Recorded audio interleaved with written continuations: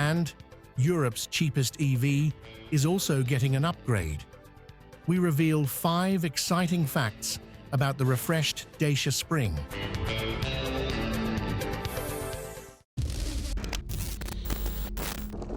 EV sales are crashing across Europe. In Germany, new registrations dropped nearly 70% in mid-2024, mostly due to the end of government incentives. That made headlines, and while the market seems to be recovering, Germany still saw nearly 30% fewer EV sales in 2024 than the year before. To win over customers, we need top-notch EVs at reasonable prices. Can Korea's electric offensive turn things around? Kia is expanding its lineup downward with the new compact EV3 SUV. Plus, the popular crossover EV6 gets an update. We test both along Portugal's scenic coast. Here it is, Kia's new compact EV, the EV3. Visually very modern, almost cube-like in shape. In terms of range and space, it's aiming to dominate this segment. We'll see if it delivers. Later, we'll also drive the EV6. We've already tested it thoroughly for long trips, cool features, and even drift performance. But now it's been revamped. I'm especially curious about the new front design, which now looks different. 2 cars, 1 day. Let's not waste time and get started with this one. The EV3 follows in the footsteps of the electric Kia Soul, a quirky little minivan from 2014 that helped make Kia a trendy brand among younger drivers. After 10 years, the Soul is being phased out in Germany, and now it's the EV3's turn to take the wheel. So, first impressions? We've got several driving modes here: Eco, Normal, Sport, and a customizable My Drive mode, and Snow. We started in Normal. Throttle response feels good, and the accelerator pedal is nicely tuned. Switch to Sport, and it really kicks. Great fun in the corners. What surprises me, even in Eco, there's still plenty of punch. Sure, the pedal travel is longer, but it still moves. Often the cars don't really accelerate in Eco, but here it's really good. You can actually have fun in Eco mode. Not bad at all.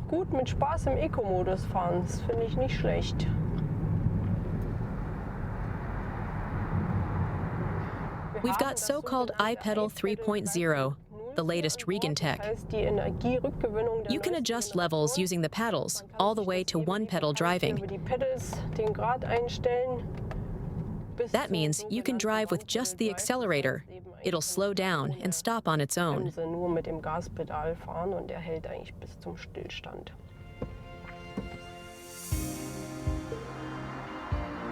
The EV3 comes in 3 trims and 2 battery sizes, 58.3 and 81.4 kilowatt-hours. Both versions offer 204 horsepower. The bigger battery should give up to 605 kilometers of range, a top value in this class. Prices start at around 36,000 euros. The long-range version is over 5,000 more. We're driving the high-spec GT line in aventurine green.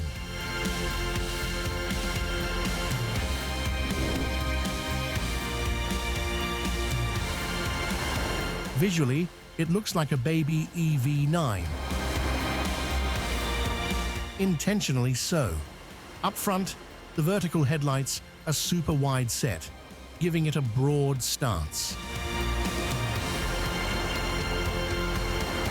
The lighting design is called Star Map, inspired by constellations. The black rugged trim all around gives it a tough, off-road ready look.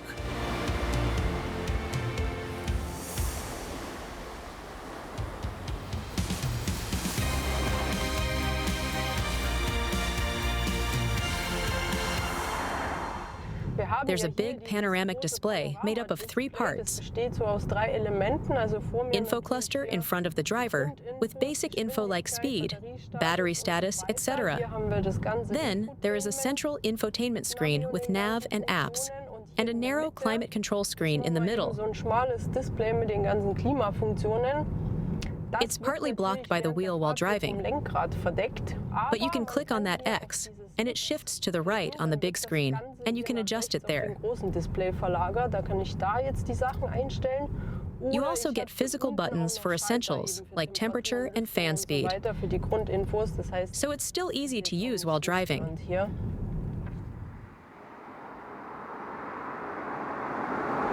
The seats have been criticized for being too flat with little side support. And yeah, I agree on the side support. The bolsters are thick, but a bit wide set. You do slide around a bit, but hey, it's not a race car. I still think they're comfy. Might be a matter of preference.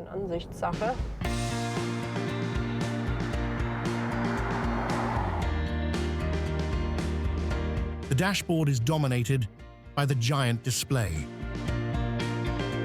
Clever feature, a pull-out tray in the center console. But it costs extra and is only available on higher trims. Everything else feels modern and sleek, not cluttered. Eco-materials play a key role.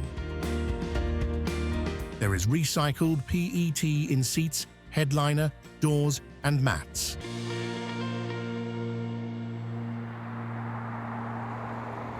Our GT line model is loaded with all kinds of amenities, but even the base model has plenty.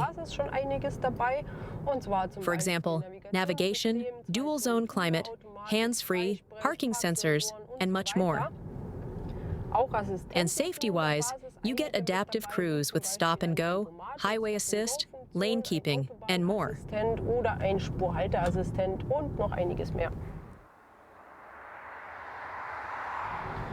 We've got lots of speed limits here. Gotta be careful not to speed in sport mode. The annoying thing about speed warnings is always the constant beeping. What's well done here is that you can simply press and hold this button.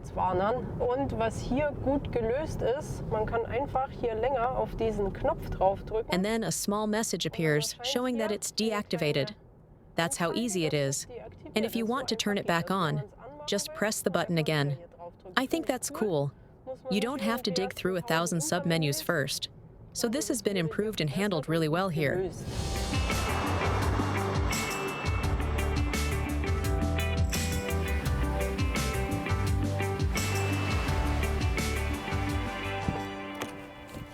Kia claims good space despite the compact size. Our front seat's set for our 6-foot camera guy. I'm 5'7", and I've got plenty of legroom. Even with my long legs. Headroom, just over a fist left. So up to 6 feet tall, no problem. Taller folks might feel cramped above, but it feels really comfy and roomy.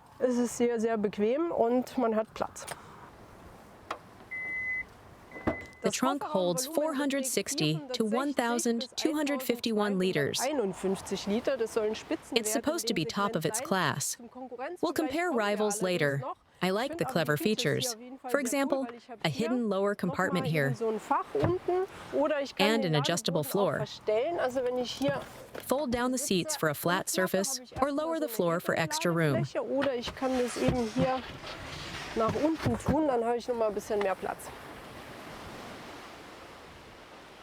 Another cool feature is the vehicle-to-load function.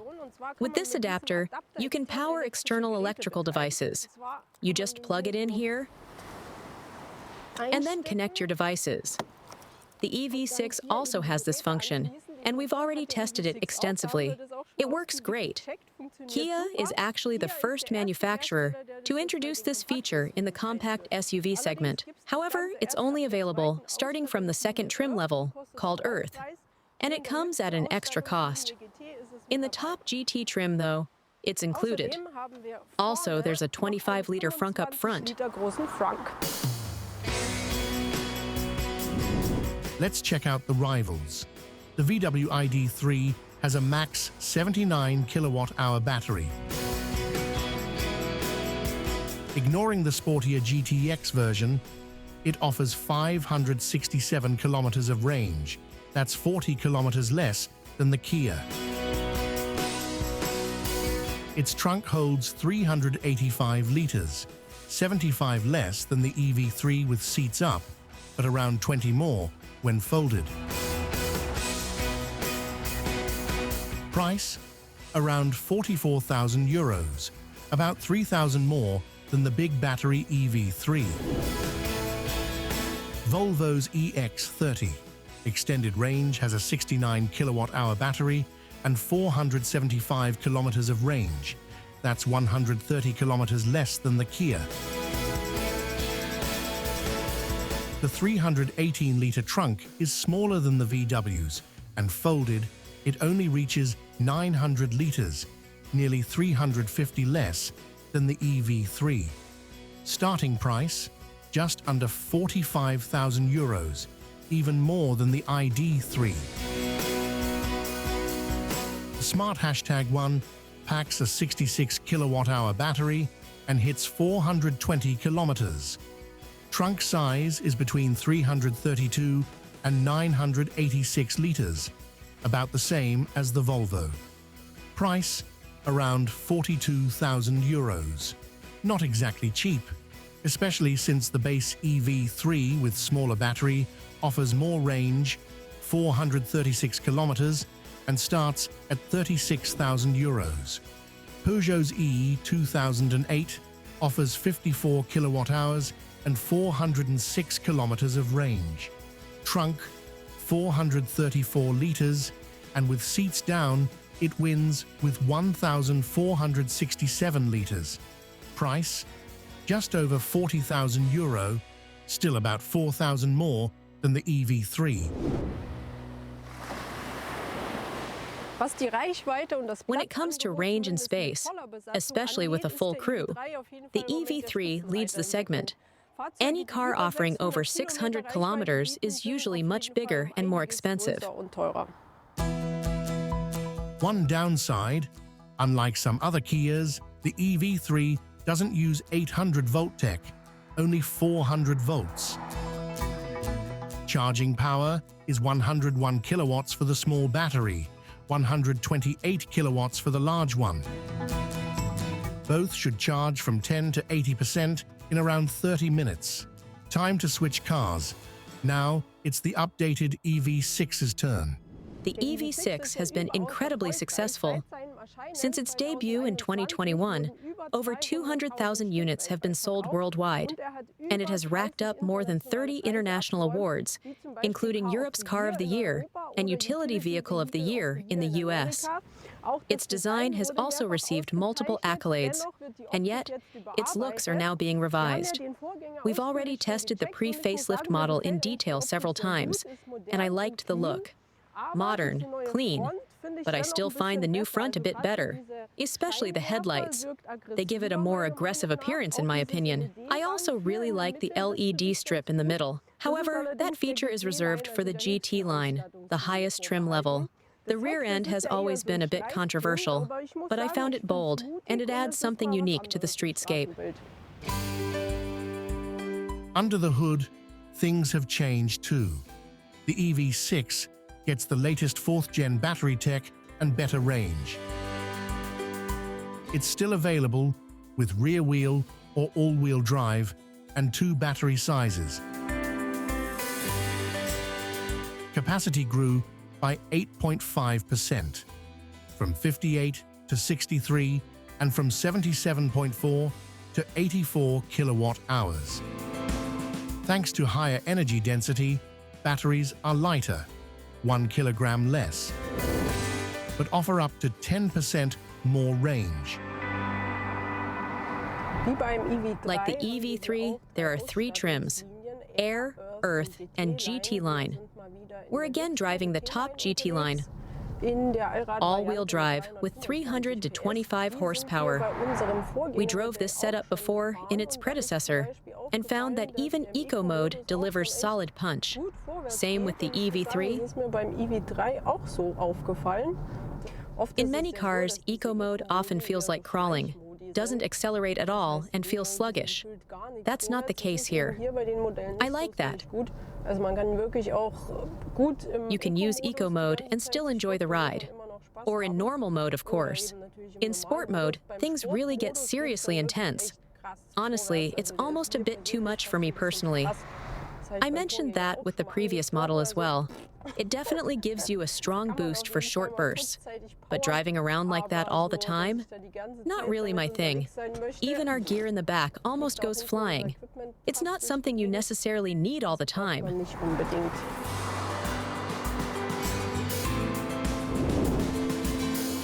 Our test car has the most powerful setup and a new wolf grey color, and it pulls hard. Prices for the all-wheel drive version start just under 54,000 euros. The cheapest EV6 is now 45,000 euros, 2,000 less than the pre-facelift. The center console looks great. No more glossy plastic, but a brushed matte finish. Really chic. I prefer it. What hasn't changed is the touch panel setup here. Looks nice, but I also mentioned that in the predecessor, it is still too easy to accidentally trigger seat or steering wheel heaters when resting your hand. Not great in summer. Same issue as before. I like the new steering wheel. It's now a 3-spoke design. Previously, it was a wide 2-spoke, which I didn't love. This looks sharper, but it's exclusive to the highest GT line.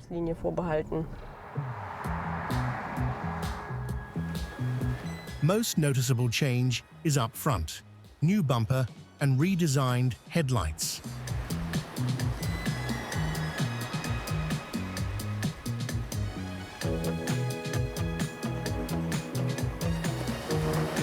The rear bumper has been updated too, and like the EV3, the lights now feature the star map signature. There are new wheels and colors as well, like matte yacht blue and wolf grey metallic. The cabin updates are minor, still features dual 12-inch curved screens, but the infotainment is upgraded. Same system first seen in the flagship EV9, now more user-friendly. New wheel design improves gauge visibility. There's even fingerprint recognition on the console, great for switching driver profiles.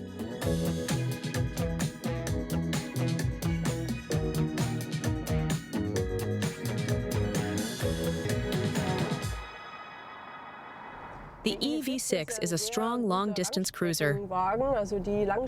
We've tested that before. Comfy, quiet, and now even better. Sound insulation was improved, especially around the rear motor and spoiler.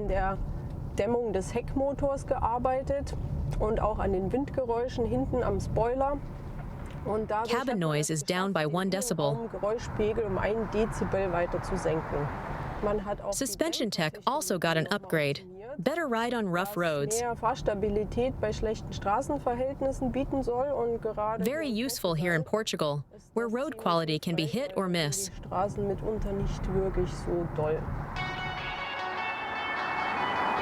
EV6 has 800-volt fast charging. Thanks to better thermal management, charging speeds improved slightly, from 180 to 195, or from 240 to 258 kilowatts. So now, it takes just 18 minutes to charge from 10 to 80% with either battery. Driver assistance features also got an upgrade. Lane keep and follow assist are more precise. Their camera coverage has been extended. There's now hands-on detection in the steering wheel. That means there are sensors installed here that detect whether my hands are on the steering wheel or not. With some driver assistance systems, you constantly have to move the wheel a little. Otherwise, the car nags you to put your hands back on. Here, that's no longer necessary because the sensors directly detect if my hands are on it, so I don't need to move it anymore.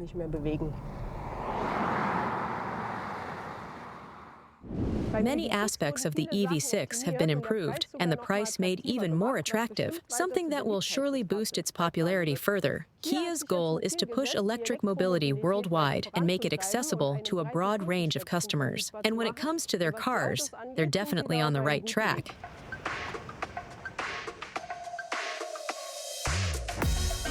Even though Europe's behind, EVs are surging worldwide. In 2024, sales hit a record 17.1 million, and South Korea will continue riding that wave with new models. Meet the Dacia Spring. The electric car that's small on size, light on price, and big on personality.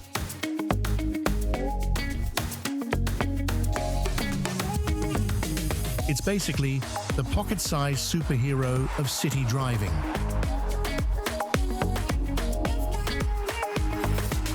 Yep, the Dacia Spring holds the title. It's the budget EV that lets you save the planet and still afford avocado toast. Electric driving without the electric-sized bill. Despite being pint-sized, the Spring looks like it's ready to tackle the Alps, thanks to rugged SUV vibes. It's like a Chihuahua dressed as a Rottweiler. Top speed, just over 100 kilometers per hour. But honestly, when's the last time your commute lets you go faster than jogging pace? It's perfect for dodging traffic and parking in spaces most SUVs can only dream of. With up to 230 kilometers of range, according to WLTP, the Spring is the little EV that could. Grocery runs, school pickups, spontaneous gelato missions, it's got you.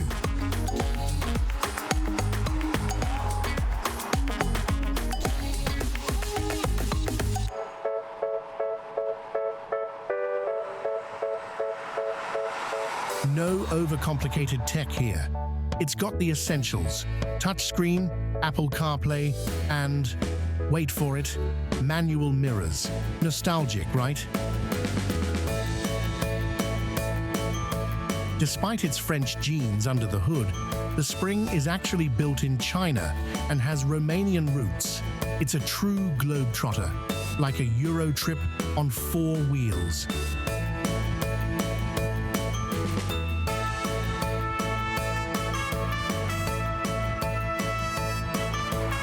The Dacia Spring, proof that you don't need to break the bank to drive electric.